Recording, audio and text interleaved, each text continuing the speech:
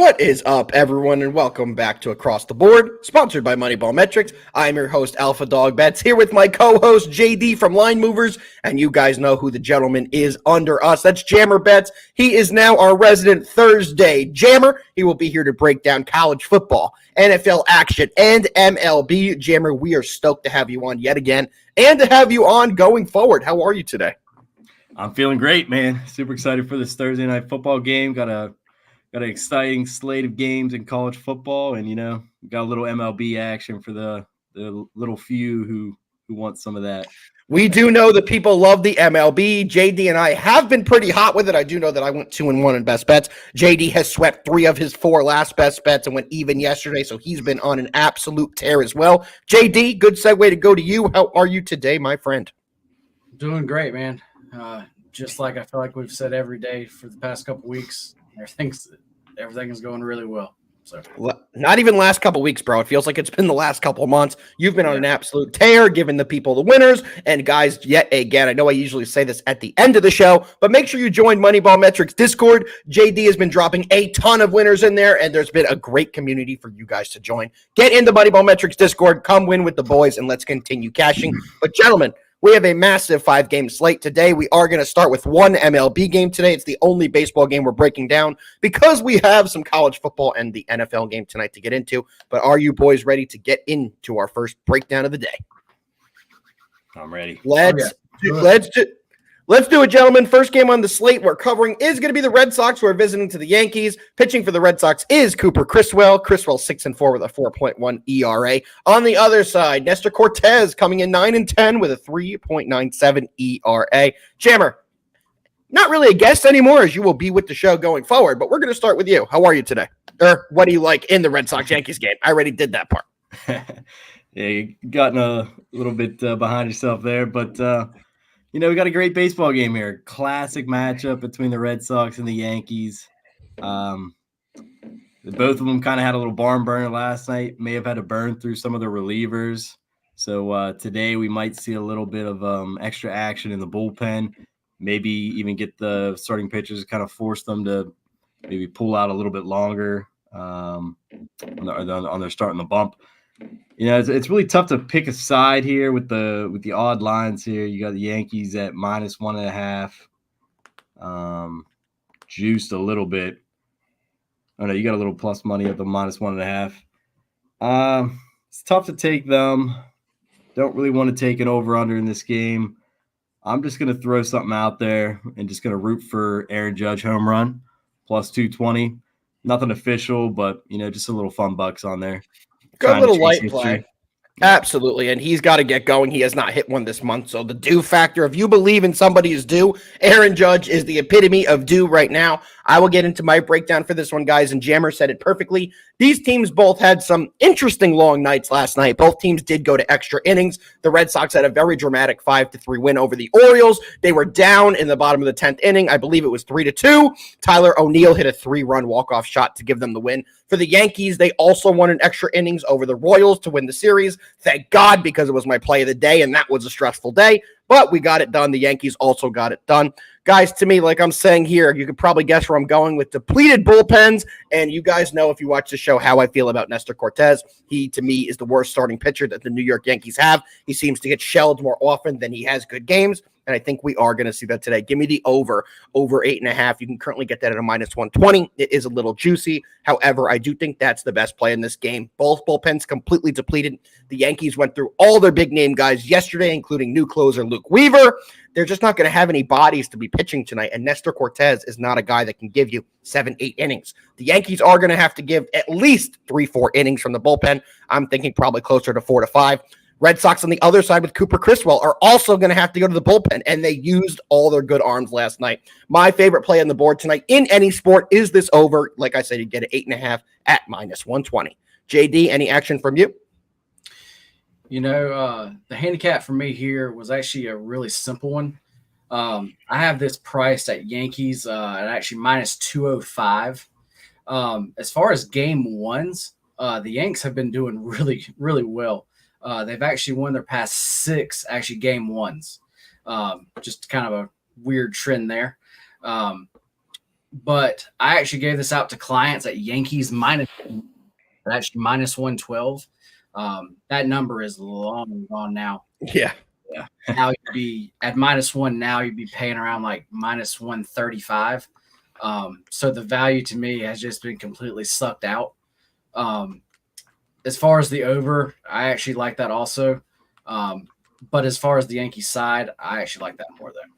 Yeah, you got some great early line action on it. That is shot up. So everyone, this is why you have to be in the Moneyball Metrics Discord. JD found a great line very early, sent it out, and that has moved dramatically. So make sure you guys are in the Discord. It's free to join. There's no reason you shouldn't be in there. So get in there to get these picks on time and get the best closing line value. Great find from JD. Boys, we're about to get into our first college football breakdown of the day. I'm super excited for, and we have a fantastic game between Arizona and Kansas State. Both teams are coming in ranked in the top 20. Arizona, the road team, is ranked 20th. The home team, Kansas State, is ranked 14th. Going to these two teams, Noah Fifita. I'm going to butcher a lot of names here, guys, so I do apologize, but Noah Fifita is the quarterback for Arizona. He has not turned the ball over too much this year. He does have 5 touchdowns with 2 interceptions. On the other side, quarterback for Kansas State is Avery Johnson, a big running quarterback who has done a great job at limiting the turnovers as well. He has 350 passing yards this year with 4 touchdowns to only 1 interception. Jammer, what do you like to start off our college football breakdown? So this is a very interesting short week matchup here as the teams play tomorrow night. Eyes are definitely going to be on Kansas State running back Dylan Edwards. K-State's coach openly expressed the need to get the ball in the Colorado transfer's hands more as he emerged as one of their star playmakers the last couple weeks. As you mentioned, sophomore quarterback Avery Johnson struggled early versus Tulane, but was able to make plays down the stretch to pull out the win. Those who play NCAA 25 know that this dude puts up numbers. Yep. So, he might not have shown it so far in his short stint as the starter here, but those who know. And for Arizona, the quarterback Noah Fifita is a top quarterback in the Big 12, maybe a little bit behind Shadur. But he's going to have to get his star receiver McMillan involved, especially only being held to 2 catches for 11 yards last week versus, a small opponent in Northern Arizona. This is a tough spread choice at a touchdown. I think it's sitting at a touchdown. It might be 7.5 still on some books. I think it's a popular choice here to back the home team, especially at the short week. But I think that these defenses have been exposed a little bit the first couple weeks, and I think that we could see some high-scoring offenses. So I think I'm going to back the over here at 60.5, taking the teams on the short week and backing the quarterback to kind of put up a show. I like it. It's interesting when you take a look how these teams have done against the spread. So both these teams coming in are 0-2. I personally did fade Kansas State last week, and I did take Tulane in that game, which was a fantastic performance by Tulane. And they really exposed this Kansas State defense. They did a lot of play action. Their quarterback was able to get the ball over the top, and they had a lot of big-time plays for some big-time chunk yardage. I think we're going to see Arizona play a very similar game plan that Tulane did, and I am all over the dog here in Arizona at plus 7.5. Jammer, you did put it perfectly. They are going to need to get McMillan more involved. On the year, he does have 12 receptions, 315 yards, and 4 touchdowns, which looks fantastic. But all of those stats are basically from the first game of the year, which was against UTM. So, that's not a great team they were playing against UNM, and that's where he did get the bulk of the stats. So I do think that they will have a better offensive performance than they did last week. They scored 61 points in their first game. They only scored 22 last week, but their defense has been stout. I do believe more in this Arizona defense, and I am going to take the points with the plus 7.5. JD, first college football breakdown from you. What do you got? Yeah, like actually you just said, that side seems to be a very popular side. Mm-hmm. And as far as Zona goes, I think that they are a very overrated team. Yes, actually last year they had a great season, and that just kind of came. I mean, that was kind of wild. I think before that they had 3 seasons before that. I think they had gone 6-23 or something. Yep, sounds about right. But yeah, going for this year, I think that everybody's really high on actually them. I'm actually personally not. As far as on QB goes, they actually do have the the actual advantage there. And then as far as actually like wide receiver one, they obviously do there also. But besides that, as far as K-State, they actually like dominate literally everywhere else. I think K-State is definitely going to be able to run the ball really well, which is going to slow the game down. And I think and I really think that actually that's going to be their actual game plan here. So as far as the over, I can definitely see where you were saying that. The over, it just scares me a little bit because I think K-State, they are going to try to really slow it down. So that one I think is going to be really tight. It's going to be really close there. But yeah, to me, I actually have this game modeled at actually 13 points. Wow. So I am way off here, and I really think this is going to be one of those games where actually like later on in the season, we're actually going to look back and be like, that was a crazy line. So yeah, give me K-State at the -7. Yep. All right, so we have a lot of different opinions on this game. Jammer is on the over, I am on the dog, and JD is on the favorite. So when we come back on Monday, because this game will not be completed by tomorrow's show, someone here is going to be talking a lot of shit, and I really hope that is going to be me. So more to come on that in a little bit. Guys, before we get into the next breakdown, we do have a couple questions in the chat. Can we describe the best way of what CLV means? CLV is closing line value. So, for example, when we were talking about that in the Red Sox-Yankees game, JD locked the Yankees in at a -155, and now they're currently -180. So he beat the current line by 25 cents, and that's what it is considered when you're beating the CLV or the closing line value. We have another question from Hot Toddy. Best way to cap a 7.5 number in CFB? Does it normally mean the books show you the favorite? I'm not sure what you mean, show you the favorite, but it is showing that the line is 7.5, and that is a key number in football. So anything more than a touchdown is a key number. The key numbers that you like to look at in football at closer games are 3, 3.5, and 7, 7.5. You want to, if you're betting a favorite, you usually want to try and stay within the field goal line, which is 3, and for touchdowns, it's 7 as well. So this is normally it's a good dog line, but you never understand how these games are going to play out until they do. Let's keep it moving right along, fellas, into our second college football game we're going to be covering, which is going to be Alabama versus Wisconsin. Alabama has escaped and won both of their games, so has Wisconsin, but Alabama definitely had a scare last week against South Florida. I believe they scored 21 points in the final 2 minutes, so it really did make this game look a lot further away than it really was, but this was a close football game until just a couple minutes left in the fourth quarter. Wisconsin, on the other side, they really haven't played anybody. They played South Dakota. They played Western Michigan. They did win both those games pretty easily here. Jammer, we will let you start off with the first breakdown yet again for this game. What do you got? So I think this game is appropriately priced at Alabama -15. Alabama decimated Western Kentucky in their opener, 63-0. But they did struggle last week against South Florida. And like you mentioned, needed a big fourth quarter to pull away. This is the same Bulls team that held Nick Saban's Alabama team to only 17 points last year. So, maybe that's just a team that they maybe struggle with. For Wisconsin, there's a level of comfort that comes with playing at home. This will be their third time playing at home this season, but they have really looked lackluster in their 2 opening games and haven't faced an opponent anywhere near the tier of a team like Alabama. So for me, 2 of the biggest takeaways for winning this game are going to come down to who can control the pace of play and who can limit the turnovers. And for me, that's just Alabama. Their starting quarterback, Jalen Milrose, has protected the football well all season. And we all know what happens when the Big Ten and the SEC match up. SEC comes in, they control the line of scrimmage, and I just expect the Crimson Tide to wear down the Badgers methodically and break away in the later portions of this game to cover. And, I might even look for some alternate lines of -20.5. Wow. Big Alabama backer this week is Jammer. I respect it. They're definitely the more talented team, but it's very difficult to go into a place like Wisconsin and play.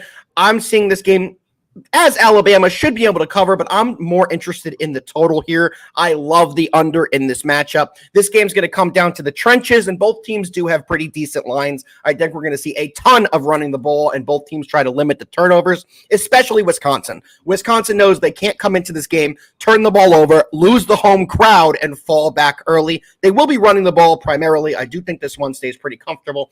And when you take a look at how these teams have done this season on over-under, Wisconsin, both their games have gone to the under. Alabama's 1-1, so combined, they're 3 out of 4 games to the under. I think this one goes comfortably under that total. One of my favorite plays of the week. JD, any action from you?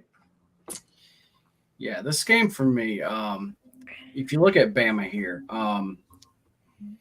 their actual O-line, they are actually injured. They're doing some shifting around, yep. Yeah, and so far this season, they honestly have not looked great. They've been having a ton of false starts, just a lot of like little shit like actually that, but it like really adds up. And they're going to a place that's going to be super loud. It's going to be just a rowdy place to play in, and that's not the place to go and fix that. So as far as Bama, they are the much better team. But that at this number now, I really can't back them. But then on the other side, I definitely can't back them either. I really think that they're going to not be able to really score. I think they're going to have a really tough time. I wanted to play the Wisconsin, their actual team total under. I wanted to play that at actually 17.5. It looks like that's moved down to 16.5 now in most books. It looks like you can get a juiced 17.5 at some books. That actually would be my play here. But since the 17.5 is not widely available, I think I'm actually just going to stay off of this one. I like that. And great comment from Aided in the chat. I was hoping someone would say it. Jump around. One of the coolest things in college football, and JD, we were just talking about this pre-show. So what happens at Wisconsin home games, in between the third and fourth quarter, they blast the song Jump Around, and all the fans start going crazy. It is a metal seat stadium, a lot of benches, so the place gets absolutely bananas and really does intimidate teams. So we will be able to see that in this game. We have another question as well. Where do we think Alabama ranks this year? I really think it's too early with the coaching change, with everything that's gone on. It's hard to take a real assessment of Alabama at the moment, especially because they struggled against USF last week. However, they're 2-0. The only thing that matters, and this is their first, to me, real test. So we will see how they play on the road in a hostile environment. And JD, I do want to quickly touch why you said you liked it at 17.5, but you don't at 16.5. We talked about this earlier. Those are about those key numbers in football and college football. Think about it. 17 points is 2 touchdowns and a field goal. So if you get 2 touchdowns and a field goal and an extra point cover, that's why a lot of people like that 17.5. That's a key number. One of those things we've continued to talk about. And 16.5 is a bad number. It just is in the football world. Normally, in pro football, a little bit different in college, but normally in any football game, 16.5 is a tough number to cover because teams late in games will try to kick a field goal, do something to make it a 2-score game. So they'll go for 2 sometimes to make it 16. It's very easy to get down to 16 from that 17 and get screwed by the hook. So I understand completely why you would avoid that play if the number has shifted. And we're going to keep moving on, guys. We're going to go to the West Virginia visiting Pittsburgh. Pittsburgh star quarterback Holstein has done a very good job this year. He has thrown for almost 650 yards with 6 touchdowns. On the other side, West Virginia has Green back there. He has no turnovers. He has 3 touchdowns. But, guys, to me, this West Virginia team really has struggled. When they played Penn State, they were exposed the entire game on the ground. They could not do anything against that Penn State offense. And the West Virginia offense really didn't move the ball against Penn State. Jammer, our resident Pittsburgh Pirates guy, now Pittsburgh football guy. What do you got in this game?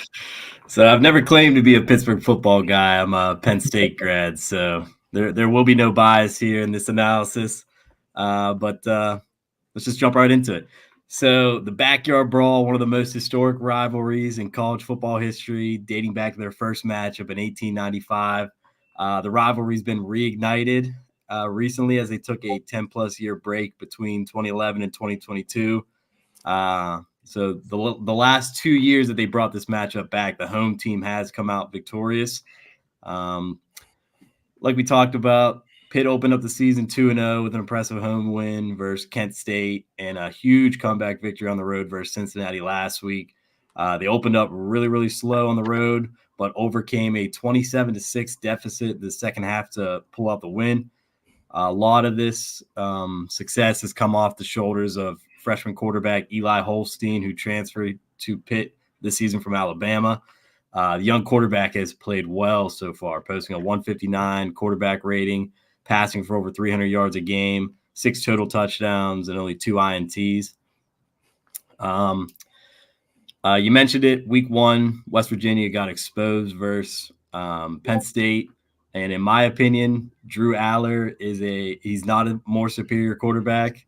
He's a weak quarterback in my play and in my opinion. And I do think that we will see Eli Holstein kind of show him what it really takes to kind of expose this West Virginia defense. I mean, Drew Aller had 200 yards, 3 touchdowns, no INTs. He rushed for 44 yards, barely had any pressure on him in that game. And obviously, I think that the Penn State team might have a better offensive line and, maybe better weapons. But I just think that the quarterback play is what it really all comes down to, especially in college football. And I just think that Eli Holstein can kind of take that weight on his shoulders, especially at home, in a historic matchup like this. Last year's game was a very low scoring 17-6 win for WVU, but the totals in this game are saying that we're going to see the complete opposite with a total of 63.5. It's a super high total, but I think it's tough. It might be a barn burner, as some would say, but I'm going to take the home team here. I'm going to back Pitt, back in the quarterback Eli Holstein. He might show us what he's got. Nice. I agree exactly with you. I'm all over Pitt on the money line as well. Interesting to see that this game opened at a 5.5, 6-point spread and is all the way down to 2. It's going more and more towards Pittsburgh. I mean, if anybody watched the West Virginia game last week, I don't know why you would, because they played the University of Albany, but it was not a very good game. They didn't show me a ton, and they gave up 14 points to the University of Albany, which not even sure they're a D1 team. They're not a real D1 team if they are, so they didn't impress me at all with that win. Their defense has not looked good. And that's why the line keeps shifting more and more towards Pittsburgh. You're taking a look at the money right now, and bettors came in heavy at the beginning of the week. People poured money in on Pittsburgh at that 5.5, and it looks like people are still betting it. It's all the way down to 2, like we said. And I'm taking the money line here. I do think they're going to get it outright. I'm not going to mess around with the -1.5, the +1.5. Give me on the money line. I think Pittsburgh gets it done. JD, let's go to you for you to tell us the exact opposite of everything we just said. Yeah, guys, I am going to be on the other side here. I'm going to be on it, and I'm going to be on it pretty big. Yeah, starting off as far as last week goes, Pitt came back and won that game. That was a game that they just should not have won. They honestly shouldn't have. But actually, everybody is actually really high on them. And then as far as actually West Virginia goes, they got beat. But I mean, Penn State, they actually are a really good team. I mean, absolutely, they're actually still in the top 10. Absolutely. So if you take all of that out, West Virginia, coming actually into the year, I actually was actually high on them. So I'm going to keep those priors in.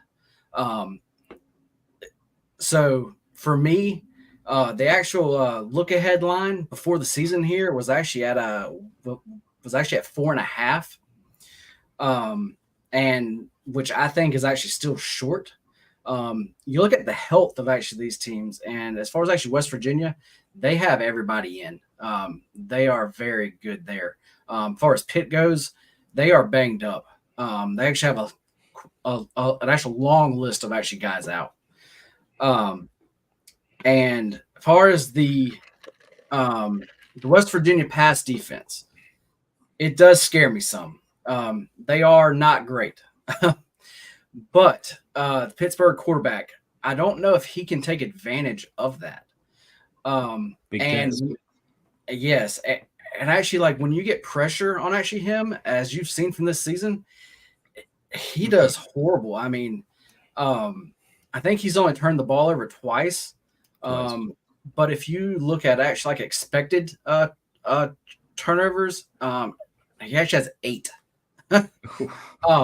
So I think the West Virginia is actually definitely going to pressure him, and that he's actually clearly not going to play well. Like actually that I think Virginia is going to be able to run the ball well, and actually that's also going to help slow the game down. I would honestly play this up to West Virginia at actually -7. Wow. You can get the West Virginia money line currently at a -1 at a -1 at -115. Wow. So anybody who is watching the show right now, that actually is a max play.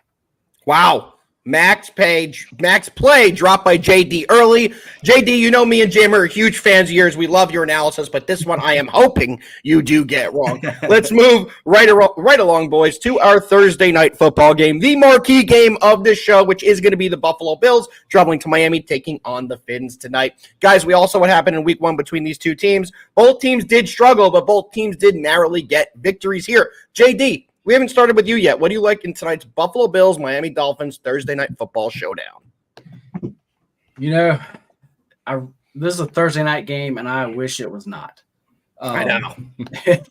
When it's a Thursday night game, I actually look at the home team. I always try to find an actual reason to actually bet the home team. Except tonight, I can't do that. Everything about my numbers and everything here shows me Bills. But since it's a Thursday night game, I just can't straight up back them. That's just something that I just don't do. So looking at this, by the way, as far as the model goes, I have the Bills favored. It's not really by much. They're favored by 0.8.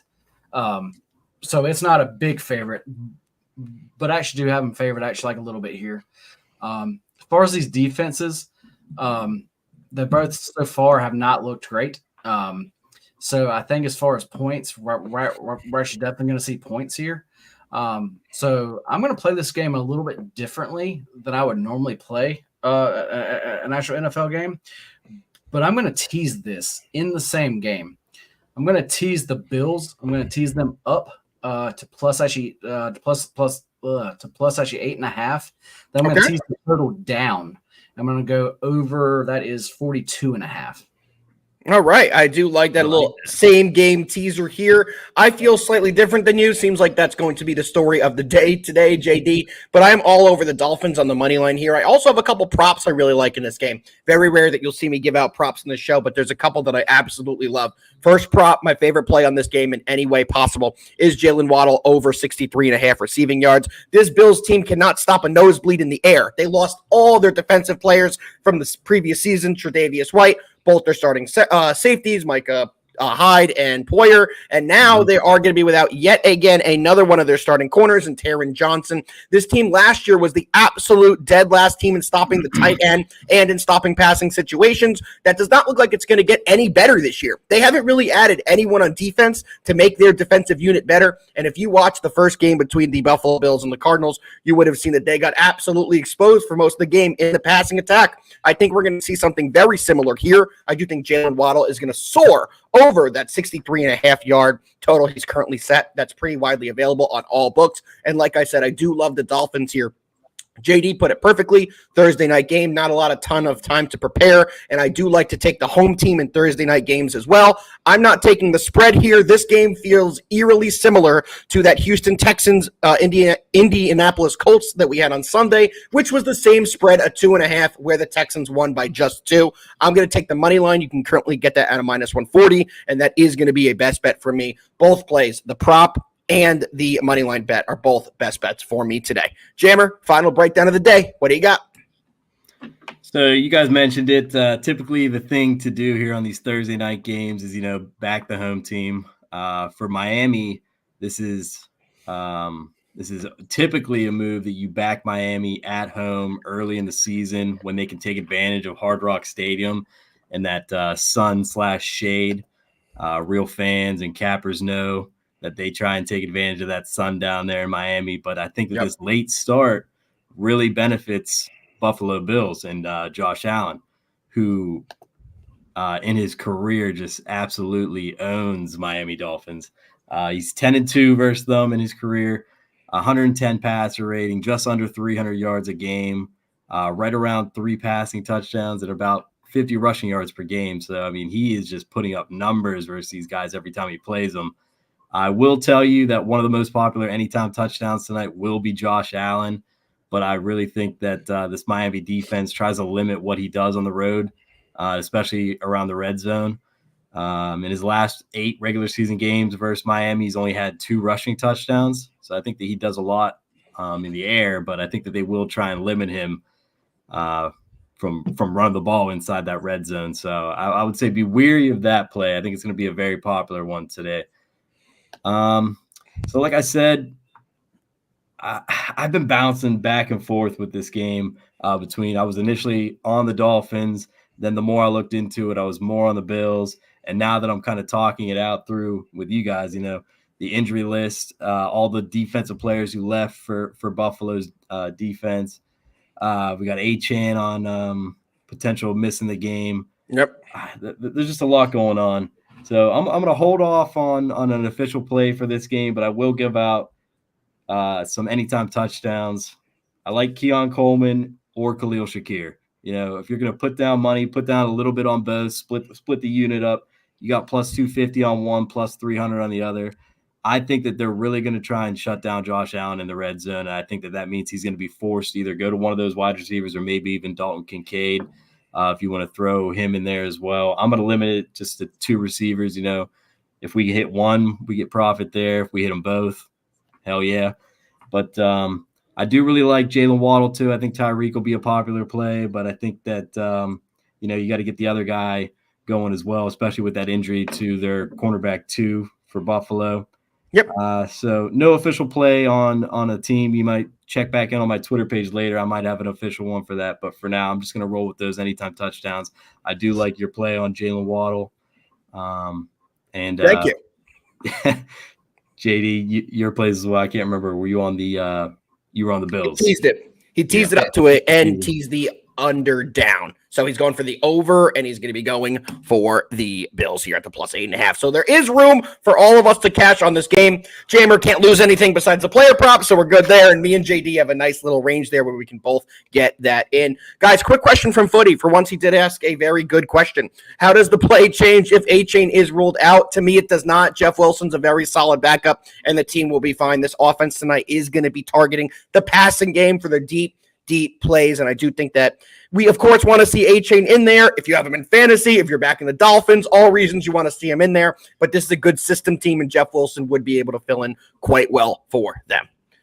Another comment here from KO Locks before we get into our outlier play of the day. He has Dalton Kincaid to get an anytime touchdown, so we have a lot of anytime touchdowns here. Let's move right along, boys. Before we get into best bets, we do have to go up. Yeah, when I ask a quick second there. As far as Jeff Wilson goes, I actually gave out his actual touchdown prop at actually a plus 105. If you like that, I would bet that now, because I actually like it because if Achane is ruled out, that actual touchdown prop is probably going to be like a minus 170. What does it move to? Let me take a look here. I think they already adjusted. Jeff Wilson's at a minus 180 right now. Him and Achane, they're mirroring their odds. Everything is the same. So I know you gave that early in the Discord. So everyone in the Discord caught a banger there. Most of the sports books have caught up, but you could still search for that. We all saw last week when Christian McCaffrey was rolled out, all the odds switched in such a dramatic way. And a lot of people were able to beat the books if they had that information early. So JD, way to get your people that information extremely early, but it does look like they have come even on the books there. Okay. All right, boys, you ready to go into our outlier play? Which, JD, how many of these have we lost? 0. Jammer, did you hear that? Can you repeat that? How many outlier plays has this show lost? think it's a big fat 0. The big fat goose egg, fellas. We have yet to lose one of our outlier PODs, and this is going to be our 4th outlier play of the day. And guys, we are taking Josh Allen over 8.5 rushing attempts. This is hitting 80% of his last 5 games. It is hitting 80% of his last 10 games, and this is a play that all of us absolutely love. He is averaging 13 rushing attempts per game in this 5-game window, and I do expect that to continue here again today. We all know the Buffalo Bills have lost the majority of their receiving weapons. They're trying to learn on the fly how to work with all these new weapons, but that does leave some plays where the receivers are not getting open, some miscommunication down the field, which lets Josh Allen extend plays with his legs, which he's the best at doing, and getting upfield with some big rushing, gashing plays. I do think we're going to see it again, boys, and like I said, it's over 8.5 rushing attempts at -115. Anything else to add from you fellas before we get into best bets on our outlier play of the day? Nope. So I did speak on, I do think that Miami will try and shut down Josh Allen, but you cannot stop him whenever he's going. Like, I mean, inside the red zone, there's those limitations, but in the open field, man, if he sees an opening, he's going to go. So I love this rushing attempts play. Absolutely. And another good fact to put this out there is Christian Wilkins, who was the best defensive tackle for the Miami Dolphins for the last several years, is now off the team and on the Raiders. So they have lost their best interior rushing guy, and that has allowed teams to run on them early this year. So I do think that trend will continue. Fellas, it's about that time. We have almost 2,500 people in here. We appreciate every single one of you for being here. But with that being said, fellas, it is time to get into our best bets. We have MLB today, so I could put the little MLB graphic up there. And Jammer, as our resident jammer, our new Thursday guy, kick us off. What do you have for best bets today? All right, so you're trying to open me up here on some baseball, but I just refuse to do it whenever we got football on the board. So I'm going to start off with the Thursday night game. I'm not going to jump ahead into college football. Just sitting here, just thinking about it. I'm back on the Bills, man. Like I'm wow. Back, and I'm not going to take the route that JD did with the teaser. I'm going to be back in the Bills here on the road at Hard Rock versus Miami in prime time. Give me Josh Allen and the boys. I'm going to take it safer here. I'm going to take the +2.5 because I don't want any funny business like we've been dealing with in some of these primetime games. Yep. So that's my best bet in the Thursday night game. I'll have a couple other ones on Twitter if you want to check in later. Jumping into college football, spoke on it earlier. Alabama -15. Love it at that number. Think they're going to pull away late in the game. I'm going to take an alt number as well at 20.5. Wow. And final game, sorry, JD, I'm fading you here. I'm taking Pitt on the money line. No home bias there, as we all know. I'm not a Pitt football guy, so I love Eli Holstein. I want to see something big out of him today or on Saturday in the backyard brawl. All right. And JD, I don't know if you saw, but the ghost of Alpha's apartment just popped up. The TV randomly turned on. So the ghost is back, which means it's going to be a good day. Guys, I'll dive into my best bets here. My favorite play of the weekend is going to be the Dolphins on the money line -140. My second favorite play of today is going to be the Red Sox Yankees over the 8.5. And I got to give you guys a college football play as well. And my favorite on the slate is the under 49.5 in that Alabama and Wisconsin game. We went over the exact reasons why earlier. If you guys want to go back and look, you can. We've covered all these games today, and now we are getting into Mr. Sweep, 3 of his last 4. Mr. Guy hasn't lost in 73 years. JD, what best bets do you have today for the people? For today, let's go to the Bills and Dolphins game. Let's actually tease that. Let's take the Bills at a +8.5 and tease that total down to get a over 42.5. Then let's go to a college football game. Hate to do it, Jammer, but I'm actually gonna have to. Let's do it. Let's tango. Let's actually go to the WVU money line at -115. Like I said, I actually really think this line is way off. And actually that is going to be a max play. All right, we do have an official max play. Any others that could do it for the best bets today? No, there's it today.